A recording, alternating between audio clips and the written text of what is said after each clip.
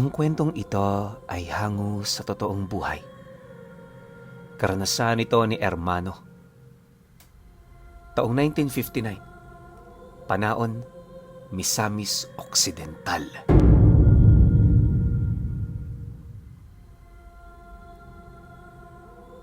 Noong mga panahong ito, naninirahan sa pinakagitnang parte ng Panaon ang pamilya ni Hermano. Marami silang nakatira sa lugar na yon, kaya kahit medyo malayo sila sa mga bayan, hindi sila gaanong nahihirapan. Pangingisda at pagsasaka ang pangunahin nilang ikinabubuhay. Ayon sa kanya, kahit malayo ang dagat, pinagtsatsagaan talaga nila yung puntahan. Bagaman isang buong araw ang kinakailangan nilang bunuin, para kay Hermano, hindi na yun mahalaga. Ang importante, makakuha sila ng sapat na isda na siya namang kukonsumuhin nila sa loob ng isang linggo. Nga pala, para magkaroon kayo ng ideya sa lugar nila Hermano, hayaan yung ibahagi ko sa inyo ang iilan sa mga detalye nito. Kung hindi ninyo na itatanong, hindi naman gaanong liblib ang kanilang pinagtitirahan. Malapit lang sila noon sa tabi ng daan patungong bayan, kaya kapag may mga manlalakong dumaraan doon, madali sila nitong nakikita. Ang kaso lang, pag lumagpas ka na sa lugar nila Hermano, wala ka nang makikitang bahay hanggang sa makarating ka sa sumunod na baryong kilometro na lang ang layo mula sa bayan. Dagdag pa niya na, sa mga oras na yon, purong kakahuyan at talahiban talaga ang iyong madaraanan. Baku-baku rin ang kalsada, kaya kahit nakasakay ka sa kalabaw na may hilang kangga, pahirapan doon ang umusad. Yun din ang dahilan kung bakit madalang ang mga manlalako roong napapadaan. Sa mismong lugar naman nila Hermano, may 6 lang na bahay. Lahat sila roon magkakadugo, kaya hindi nila pinapabayaan ang bawat isa. Marami na rin silang miyembro dahil sa mga pamangkin niyang nagkaanak na.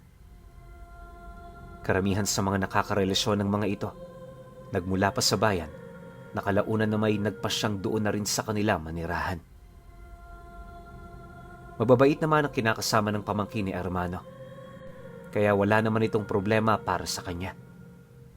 Basta ba'y hindi ito bastos at may respeto yon sa kanilang pamilya, ituturing din nila yung hindi iba sa kanila. Ganon ang kanyang pamamalakad sa lugar, kaya ang mga taong gustong pumasok sa kanilang angkan, pagpapakabuti ng sarili ang unang ginagawa.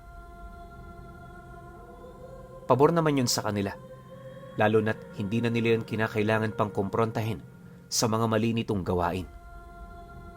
Ayon nga kay Hermano, laking pasasalamat na lamang niya dahil yung mga tagabayang nagdesisyong makianib sa angkan nila may mabubuting loob. Kagaya nila, ang tanging hangad lang ng mga ito, kabutihan para sa kanilang pamilya. Sa pagtagal pa ng ganoong sitwasyon, aminado itong si Hermano na nagpakakampante nga siya. Ngunit pagdating ng puntong nakapangasawa na rin ang panganay niyang lalaki, tila bang nag-iba ang ihip ng hangin. Unang kita niya palang kasi sa kinakasama nito, alam na niyang hindi yun ordinaryong tao. Ang mas nakakabahala pa sa lahat, nakitaan niya yon ng mga palatandaan ng pagiging isang purong aswang. Sa puntong yon, halos hindi mawari ni Hermano kung ano ang kanyang gagawin para kumprontahin ito. Pagpasok naman ng magkasintahan sa loob ng kanilang bahay, tahimik naman nila itong hinarap ng kanyang asawa. Noong una, wala pang kibuan sa magkabilang panig, pero nang magsimula ng magsalita ang anak niya at malaman niyang buntis ang babaeng yon, doon na niya hindi mapigilang magwika. Labis itong ikinakabahala ni Hermano sa kadahilanang ang babaeng yan ay salungat sa panig kung saan sila naroon. Dahil dito, agad naman niyang ipinagtapat ang kanyang saloobin na siya namang lubos na ikinagulat ng kanyang anak. Ayon sa kanya, hindi naman siya tutol sa pag-iibigan ng dalawa, Ang problema lang ang lahing pinagmula nito. Dagdag pa niya na, likas na tuso at mapanlinlang ang mga aswang, kaya lubos siyang nababahala sa mga maaaring gawin nito sa kanilang lugar.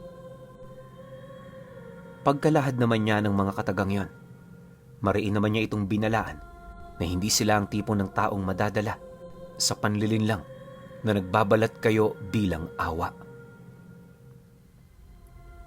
Nang marinig naman ng dalaga ang sinabi ni Ermano, doon na rin yun nagsimulang magsalita. Lahat ng kailangan niyang malaman ay inilahad nito, buhat sa matindi nitong hangarin na makuha ang kanilang tiwala. Nabanggit din ng dalaga ang mga kahinaan ng angka nila na siya namang agad niyang sinubukan.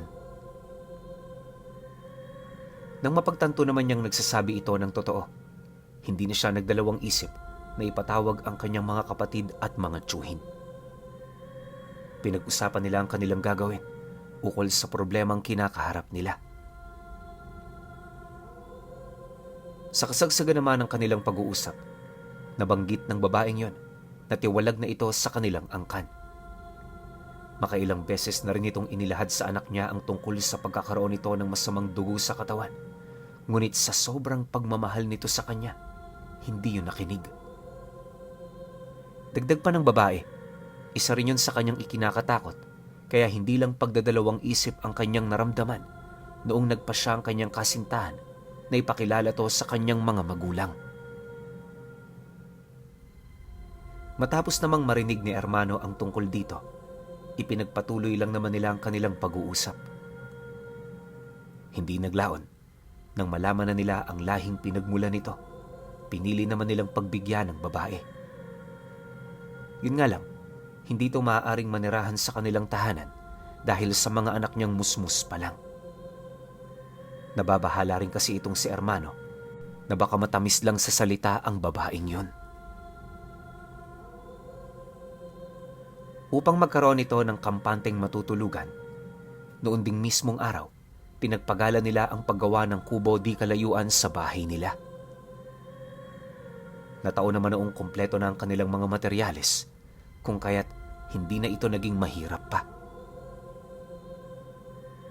Bago pa man lumalim ang gabi, nakalipat na ang dalawa sa bagong gawang bahay. Maliit man ito at wala pang gamit, lubos nila itong ipinagpasalamat sa kanilang mga kadugo. Magmula noon, payapa naman doong nanirahan ang dalawa. Para mabuhay, araw-araw tumutulong sa kanila yung anak niya.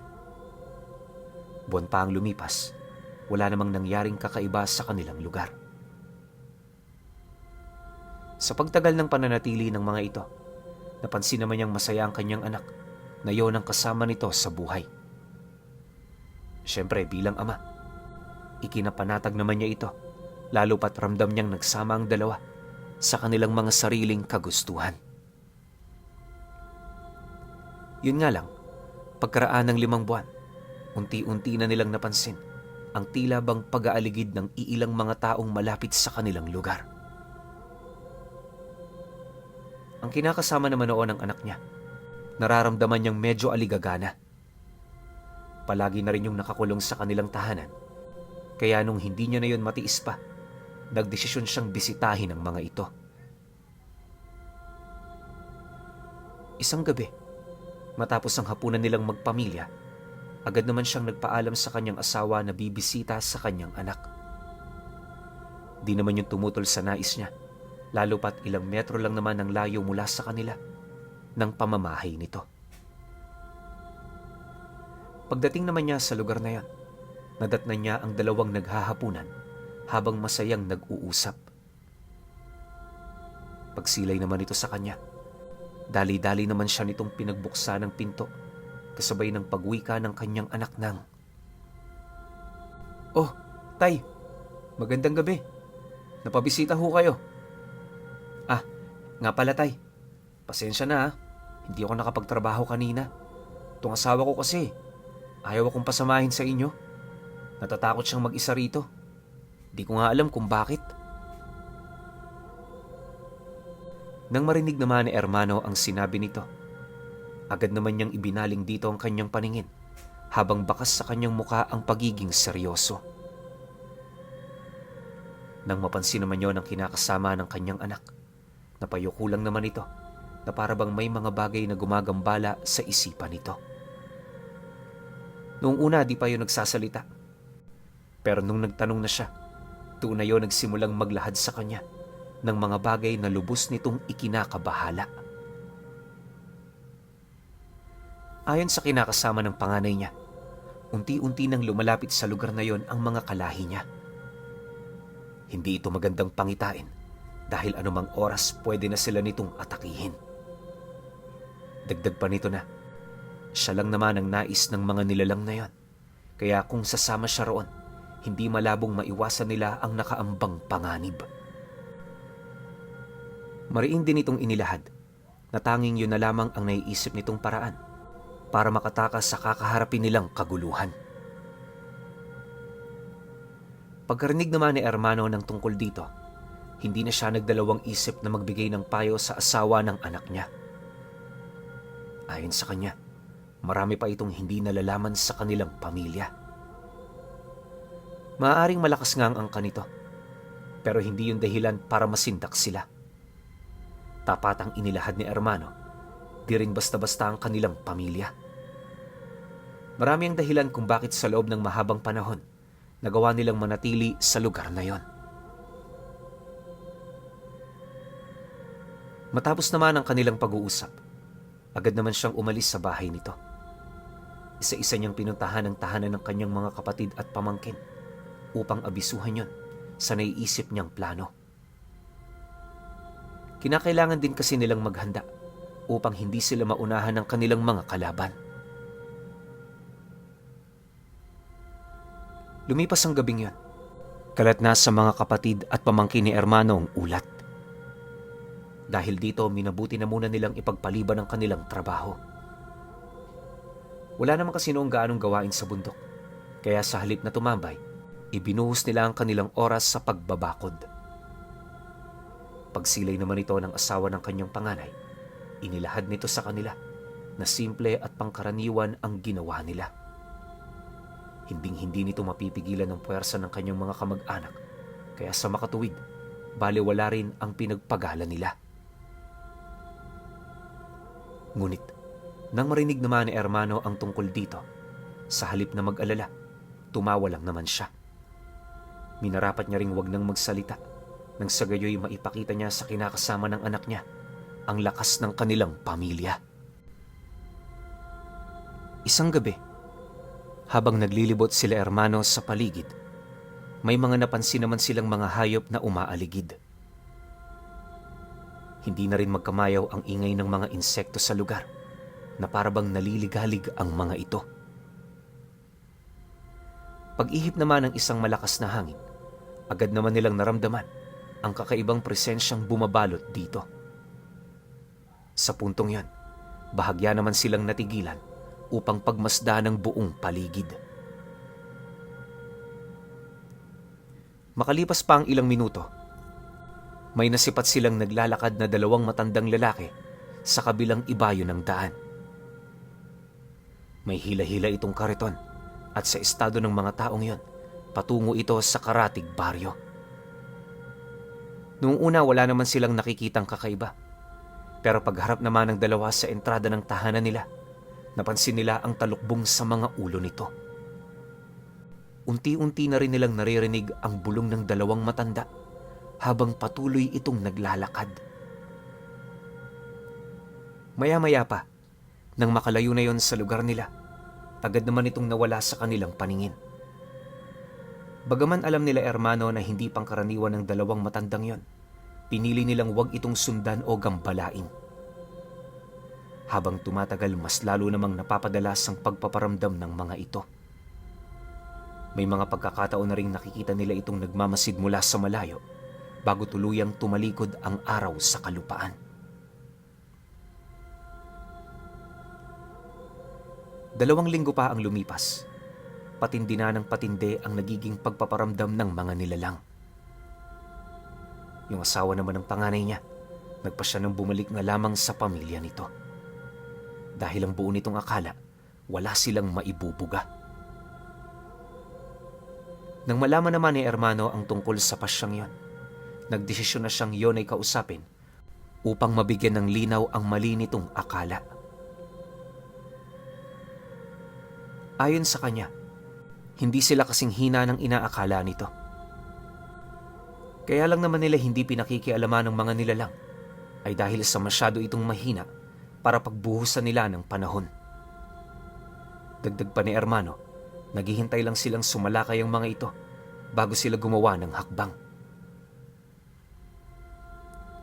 Matapos naman niya itong mailahad, seryoso naman niyang tinanong ang babae ukol sa nararamdaman nito sa oras na makita nitong pinapatay nila ang kanyang mga kadugo. Pagkarinig naman ito sa kanyang sinabi, di naman yun nakapagsalita, ngunit bakas sa pagmumukha nito ang panlulumo. Hindi naglaon, napilitan na rin yung sumagot sa kanya na anuman ang mangyari sa oras na magkasagupa sila ng landas, hindi na yun mangingialam pa. Nabanggit din ang kinakasama ng kanyang anak.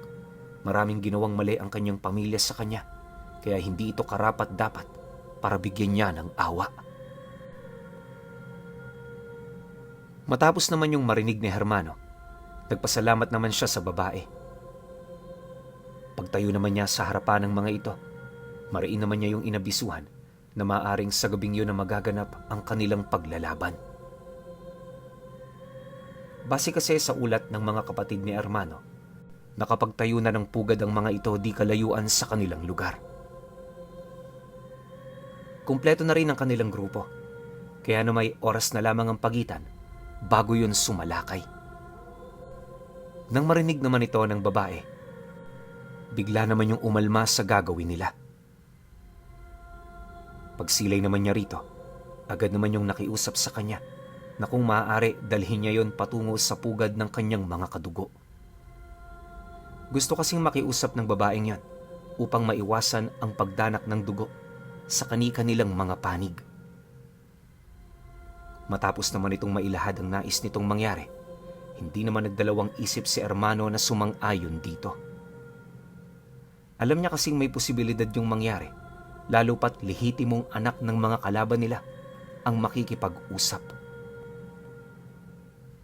Maya-maya pa, nang magkasundo na sila, agad naman silang tumungo sa kuta nito kasama ang dalawa sa kanyang kapatid. Wala mang dalang kagamitan, hindi nakaramdam ng takot ang grupo nila Hermano. Sa puntong yon, takang-taka naman ang babae, gawa ng halos hindi nito maisip kung bakit sila tutungo roon nang hindi man lang ito nakapagdala ng mga sandata. Makailang beses din sila nitong tinanong, pero ayon kay Hermano, di na nila ito kailangan. Kalahating oras pa ang dumaan, narating na nga nila ang pugad ng mga nilalang sa looban mismo ng napakasukal na talahiban, ilang kilometro ang layo sa daan. Pagsilay naman nila sa lugar na yon, agad naman nilang napansin ang pinagtagpi-tagping mga barong-barong na gawa sa sako. May mga nadatnan din sila roong nagpapahinga, kaya segundo lang din naman ang dumaan nang mapansin ng lahat ang kanilang pagpunta. Pagsilay naman ng mga ito sa kanilang grupo, dahan-dahan naman yung tumayo, kasabay ng pag-ikot ng mga ito sa kanila. Maya-maya pa, nang mapansin naman nilang napapalibutan na sila ng mga nilalang, doon na nagsimulang magsalita ang asawa ng panganay niyang anak ukol sa kanilang pakay. Nakiusap din yun sa mga kadugo nito na kung maaari hayaan na lamang silang mabuhay ng payapa. Dagdag pa nito na maayos naman ang kanilang kalagayan at hindi naman siya nakakaranas ng pangmamalupit mula sa kanyang asawa. Mariin din itong inilahad, yon ang buhay na hinahangad niya, kaya kung maaari bigyan siya nito ng kalayaan. Subalit nang marinig naman yon ng matandang namumuno sa kanilang angkan, agad naman itong kinumpronta ang babae na nagsasabi ng, "Mukhang hindi mo alam kung nasan ka ngayon, iha. Kalaban natin ang mga taong yan. Wala namang problema sa amin kung yan ang gusto mo. Ang aming hangad dito, mabantayan ang supling na ipapanganak mo. Kung isa yung ordinaryong tao, hahayaan ko yan sa inyo. Pero kung kalahi namin, kukunin namin siya sa ayaw at sa gusto mo. Nang marinig naman ni Ermano ang sinabi nito, di naman siya pumayag sa nais mangyari ng matanda. Ang hangad niya kasi, mabigyan ng pagkakataon ng bata na lumaki sa piling ng ina nito, pangkaraniwan man o hindi. Dagdag pa niya na, wala sa hulog ang kasunduang yan, kaya marahil ayon ng magiging mitya nang hindi nila pagkakaunawaan. Dahil sa mga matitinding katagang binitawan ni Ermano, nagdulot naman ito ng galit sa matandang nagsasalita. Habang nakatingin yun sa kanya, nagkikiskisa naman ang mga pangil nito na parabang gustong-gusto na siya nitong durugin. Mabuti na lang dahil sa naroon ang asawa ng kanyang anak, napigilan ang kanilang paglalaban sa lugar. Maya-maya pa, nang wala na silang mapag-usapan, nagpasya na silang bumalik sa kanilang tahanan. Akala kasi ng asawa ng anak niya, aalis na ang mga kapamilya nito, subalit hindi ganon ang nangyari. Pagkabalik pa lang kasi nila sa bahay, napansin naman ni Ermano ang grupo ng mga nilalang, di kalayuan sa kanilang lugar. Mabilis itong lumalapit, kaya hindi na rin sila nag-alangan pang kaharapin ng mga ito. Pagkatipo nila sa bakuran ng bahay ni Ermano, agad naman nilang hinintay ang pagdating ng mga nilalang. Hindi naglaon. Pagharap naman ng mga ito sa kanila, una naman nilang napansin ay yung mga mapupula nitong mga mata. Kasindak-sindak din ang daladala nitong malalaking aso na halos gakalabaw ang laki ng katawan. Sa pagtitigan naman ni Ermano at ng matandang nakainitan niya, di naman niya maipagkakaila ang tuwa sa mukha nito. Yung tipong di pa man nagsisimula ang kanilang laban, inaasahan na ng nilalang na yon na sila na ang mananalo. Upang mabigyan naman ng linaw ang pagdayo ng mga ito, sinubukan niya yung kausapin. Ngunit sa kasamaang palad, hindi siya pinaunlakan ng matanda. Walang sabi-sabi. Bigla naman itong inutusan ng mga kasama nito na pakawala ng mga asong kanilang dala. Nang marinig naman ng mga ito ang sinabi ng matanda, agad naman itong binitawan ng mga asong yan, dahilan para walang takot itong lumusob sa kinaroroonan nila Ermano. Pagtagos naman ng 5 aso sa bakuran ng bahay nila, humalakhak lang naman ang matanda, gawa ng ang buong akala nito, yun na ang papatay sa kanila. Subalit, nang ilang metro na lamang ang layo ng mga ito, laking gulat na lamang ng mga aswang nang biglang lumitaw sa likuran ng mga kapatid ni Ermano ang mga kakaibang nilalang. Paglalarawan nila rito, isa lang yung lumulutang na puting tela na may 2 kamay. Parang tao ang hulma ng nilalang sa loob ng telang yon, pero kung susubukan mo itong alisin, wala ka roong makikita. May umiikot ding parang malaking singsing sa mga nilalang na base kay Ermano, doon kumukuha ng kapangyarihan ang mga ito. Sa paglitaw naman ng gabay ng kanyang mga kapatid, agad naman itong naglikha ng isang makapangyarihang harang. Ang harang na yon, sapat na para pigilan ang puwersa ng mga asong pilit na sumusugod sa kanila. Maya-maya pa, bigla namang lumitaw ang gabay ni Ermano na may pulang tela. Pagangat naman ang ulo nito, agad naman yung nagpakawala ng katakatakot na presensya, dahilan para masindak doon ang mga asong gubat. Maya-maya pa, nang mapagtanto naman ng mga aso na mas malakas sa kanila ang mga ito, hindi na rin ito naiwasang bumalik sa kanilang amo. Paglayo naman ng mga nilalang na yon, agad namang naglaho ang harang na pumoprotekta sa kanila. Matapos nun, hindi na rin nag-alangang lumusob ang kanilang pangkat, kasama ang mga gabay nila. Paglapit naman nila rito, walang patid naman nila itong inatake sa pamamagitan ng kanilang gabay. Huli na nang malaman ng mga aswang na ang mga telang lumulutang pala may kakayahang gumamit ng kapangyarihan ng mga elemento. Yun ang naunang ataking ginamit ng mga ito sa kanila, dahilan para masurpresa ang kanilang grupo. Sa pagpapatuloy naman ng mga pangyayaring yon, wala namang nagawa ang mga ito kundi ang kumaripas ng takbo. Hindi na rin nila nasubukan pang makipaglaban hanggang sa kalaunay halos mga lahati ang nalagas sa kanilang panig. Paglayo naman ng mga ito sa pangkat nila Ermano, mabilis naman itong tinahak ang daan patungong bayan.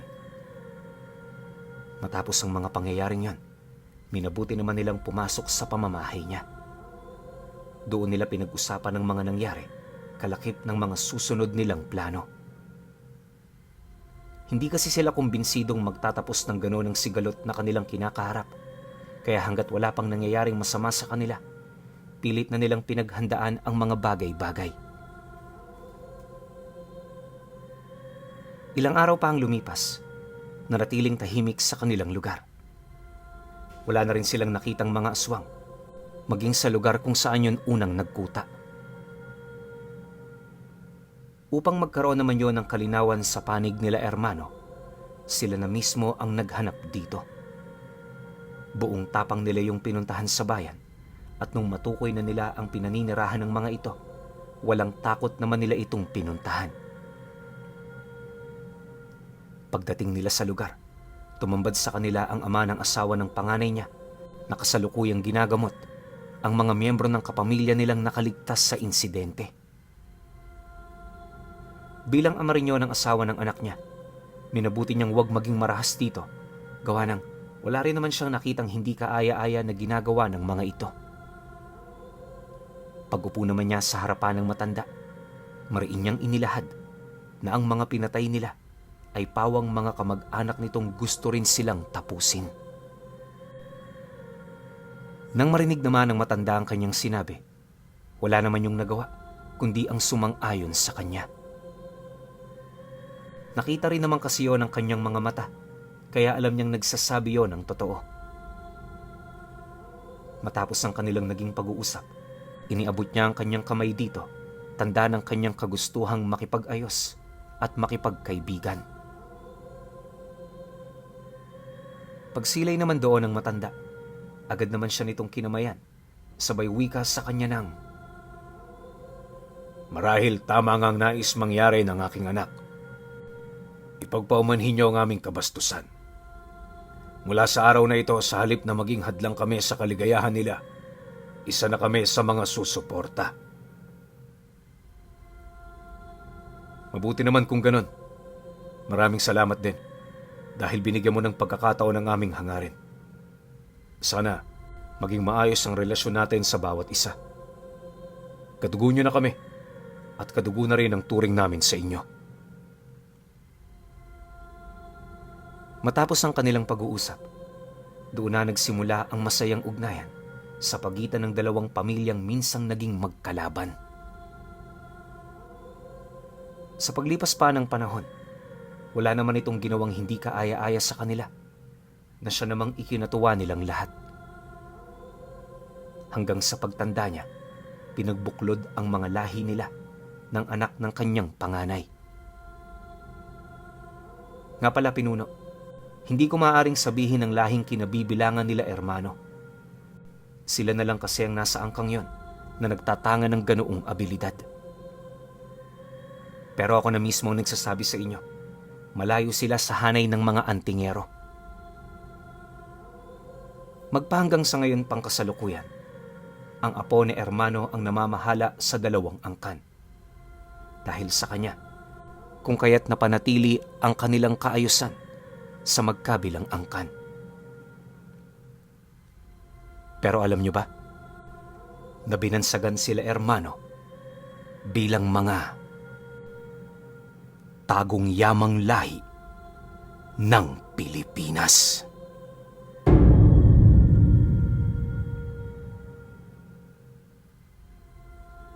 Okay, Opinyon ko sa kwento. Grabe no, isipin ninyo ganito kalakas sila Ermano. Kasi nga naman sila lang yung binansagan sa Pilipinas na tagong yamang lahi. 'Di ba? So, lahat tayo syempre mapapatanong, lahat tayo may kanya-kanyang question mark sa mga isip natin na bakit sila bibigyan ng ganong bansag? 'Di ba? Kung hindi naman talaga sila totoong malakas, kung konti lang yung natulungan nila. Kasi ako sa tingin ko maraming natulungan tong angka nila Ermano. Siguro panahon pa yan ng mga Kastila, panahon pa nila Raja Balinsusay. Nakalinya na to sila Ermano eh. So maraming nagawa to para sa bansa natin. Pero siguro bilang kapalit na lang no, na pagtulong nila sa atin, yun na nga, wag na lang silang i-expose. Kasi nga naman hanggang ngayon umiiral pa rin tong angka na to. Tapos dalawang angkan pa yan, yung kabila kasi mga aswang eh.